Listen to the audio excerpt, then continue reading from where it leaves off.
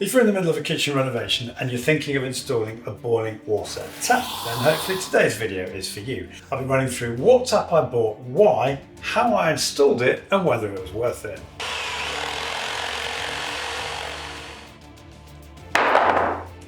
But these things are expensive, so why did we want one? Well, when our old kitchen wasn't being used to repaint stuff, it was cluttered.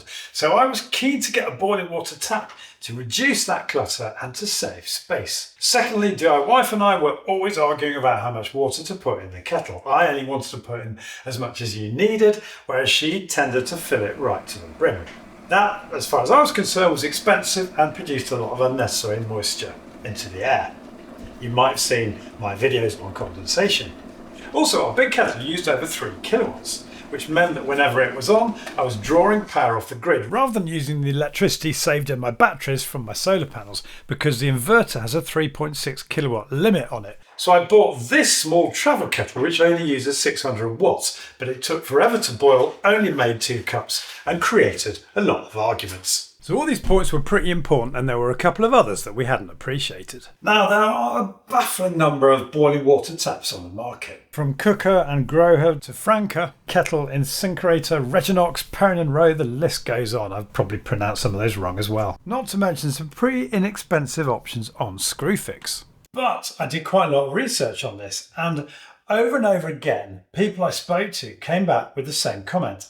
If they had had their time again, they would have gone with a Quooker tap rather than the tap they actually chose. And one of the big factors here was the fact that Quooker taps deliver 100 degrees Celsius water. Now, as far as I was concerned, I was sold on this factor alone, as well as I suppose the fact that the Quooker have been around for so long. To be totally honest with you, I did get in contact with them and they offered me a discount for mentioning them in a video, but they don't even know I'm doing this video today. They certainly don't know what I'm saying in it. And regardless of that, I would have bought one of these taps either way. But do let me know in the comments what brand you've got and whether or not you're happy with it. But the decision making doesn't quite end there, and arguably I made a bit of a mistake. More on that in a minute. Before we get to the tap install, I thought you might be interested in the prep work. I took a hot and cold feed from the other side of the kitchen where the kitchen used to be, hiding them in the wall, which is one of the benefits of the insulation system I installed, linked to that on screen now. And as the kitchen fitters set about installing the kitchen units, I prepared the plumbing for the sink area, which involved connecting to those in-wall pipes. Here's me putting a bit more solder on a Yorkshire fitting, never quite trust them without it. That's why it's better to use these, and they're cheaper. And also taking a cold feed over to where the fridge would be for the water dispenser and ice. So what did I choose and where potentially did I go wrong? So I've got my hot and cold water feeds under the sink, as you'd expect. And I chose the Fusion tap because that combines a normal hot and cold mixer tap with the boiling water function. Okay, all straightforward. And then on a bit of advice from Quooker, I went with the Pro 3, which is this stuff underneath. Now, what I didn't appreciate at this point was how important it is to get the right tank. And I could really have done with this installation guide when I was choosing my tap, because what they have, apart from a list of all the components that come with each different tap, entire system at a glance page, the 3 tanks in comparison. But this is the brilliant bit where you basically start at the top with your tap, and then at the bottom there's a split page which shows you the difference between each tank. So the Pro 3 here with my hot and cold feed. You've got the Combi where you've only got a cold coming in under the kitchen sink, and the Quooker provides you with hot water as well as boiling. And then the Combi Plus, which is perhaps what I should have gone for, where you've got cold and hot feeds, boiling water tap, and here's the crucial bit, unlimited on-demand hot water. Now, I've since discovered if you go on the website, there's a pretty handy tick box process that talks you through which tank you should buy. But clearly I didn't know about this, and I'm here to help you benefit from my mistakes. Now, clearly with that increased volume and functionality, there is an increased power consumption, but it still falls below that crucial 3.6 kilowatts for my inverter. Now, space you've got is obviously an important consideration. I've got a clearance of just under 480 millimeters underneath the sink, and this Pro 3 has 467 total height dimensions, but a 550mm total height requirement, which I'm guessing is to accommodate this boiling water hose. Whereas the Combi Plus is 472, which would just about fit under here, and 580mm.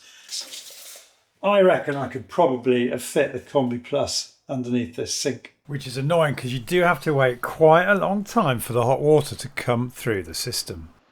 One last thing, space in the back of my cupboard is tight. If you're going to get a flex tap, make sure you've got adequate room at the back for the counterweight to move up and down. So now we're on to my DIY install.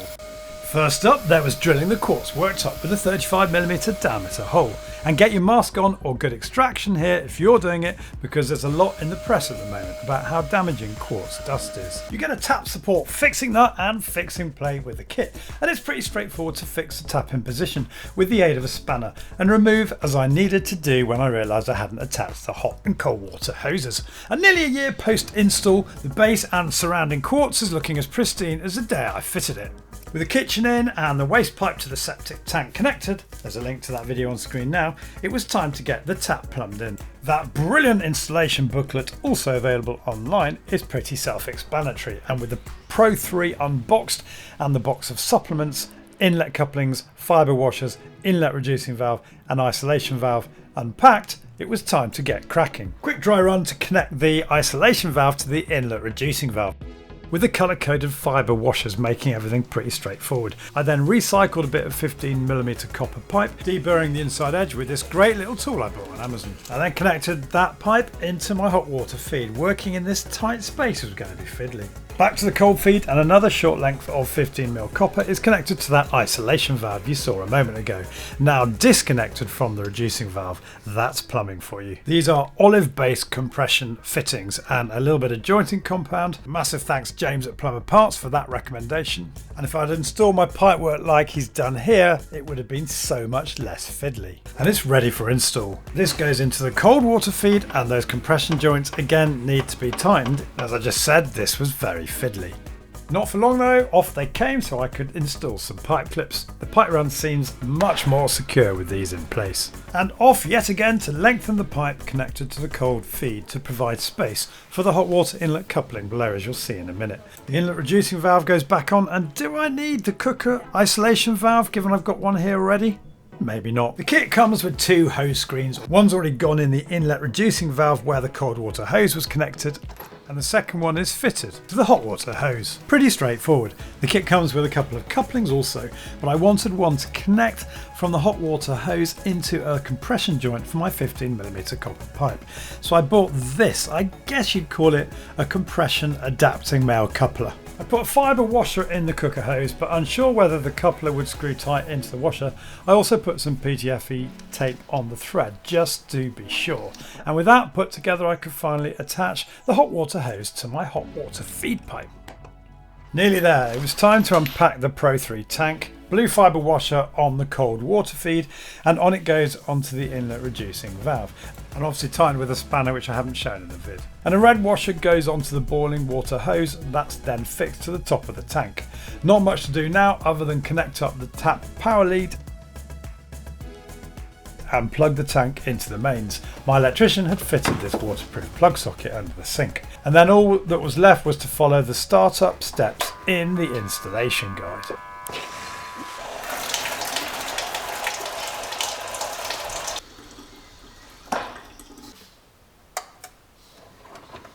So what conclusions can we draw from all this? Is it worth it? The energy cost will of course depend on how much hot water you use and how often. Quooker estimates that the energy consumption is between 0.2 and 0.4 kilowatt hours per day, depending on usage. That's from ChatGPT at least. Or in Quooker's own words, 10 watts per day in standby mode, equivalent to a wireless router, or 511 kilowatt hours per year, according to standard usage patterns. Now, ChatGPT also went on to suggest that energy consumption for boiling a kettle is between 0.1 and 0.2 kilowatt hours per boil, again depending on how much water you're putting in.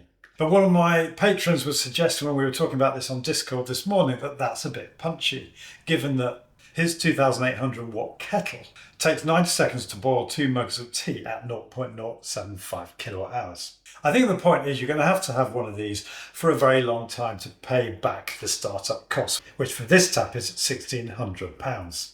And then you've got the cold water filter cartridge to replace, I think, every 12 months. Not forgetting the hard water filters if you live in an area susceptible to limescale, which luckily I don't. And I haven't even touched on today the chilled and sparkling water tank that you can add.